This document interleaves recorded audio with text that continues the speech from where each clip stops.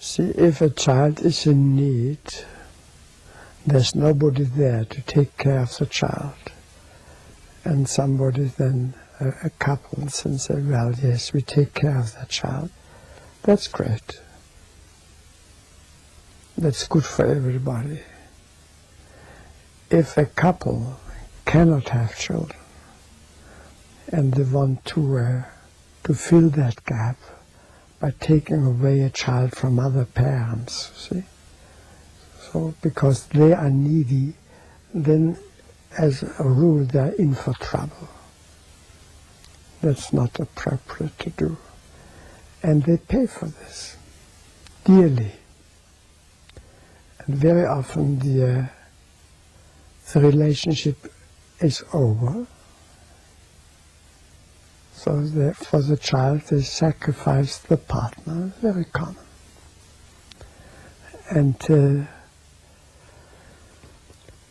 well, see, when there is a child in need, one has first to inquire who can take care of the relatives. And very strangely enough, as you have experienced yourself, that the father very often is not even asked. The mother gives away the child without asking the father, see? And but the mother and the father, they both have parents. So if they can't take care of the child, their parents may be able to and willing to do this. So the grandparents would be the first ones to be considered to care for a child if the parents themselves cannot do that, see? And if the grandparents can do it, there may be uncles or aunts who are willing to do this, see?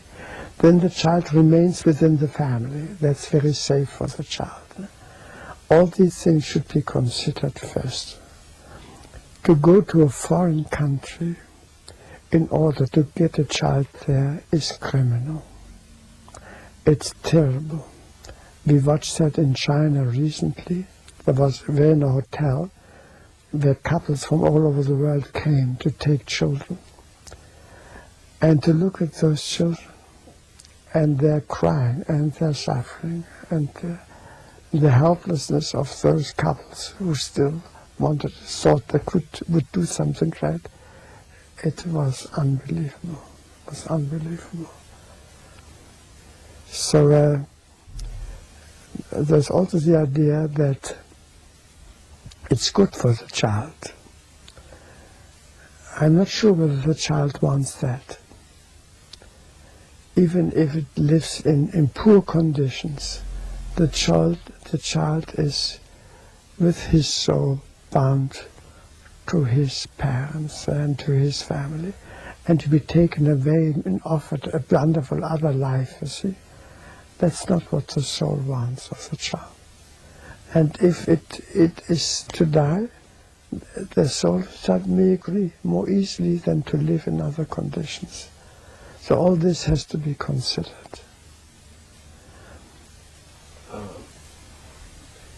In two other parts of my family, my adopted parents and my father's sister, they had a baby. Then they adopted another baby. Yes. But the adopted baby was always, shunned aside and not even considered anymore in the family. Now that they've grown up, it's like he's off somewhere, but not even considered, And the same thing happened in my first wife's brother. They did the same thing. They had a girl, and they adopted this little boy who was an Indian. And then as soon as, when they grew up, the little girl was perfect and fabulous and all, and then they've just forgotten about this little boy. And I don't know what that's all about. In a way it is right. In a way it is right. The adopted child does not belong to the family. It's taken care of in place of the other parents. And it has not the same, it's not, it is not part of the siblings. It's outside of this. So it doesn't have a rank within the siblings. It comes last in the family. Even if it is older, it comes last in rank. because that child has his own parents. That has his proper place, not in the other family. So it's And probably if he better when it just has been taken care of and he moves out, okay.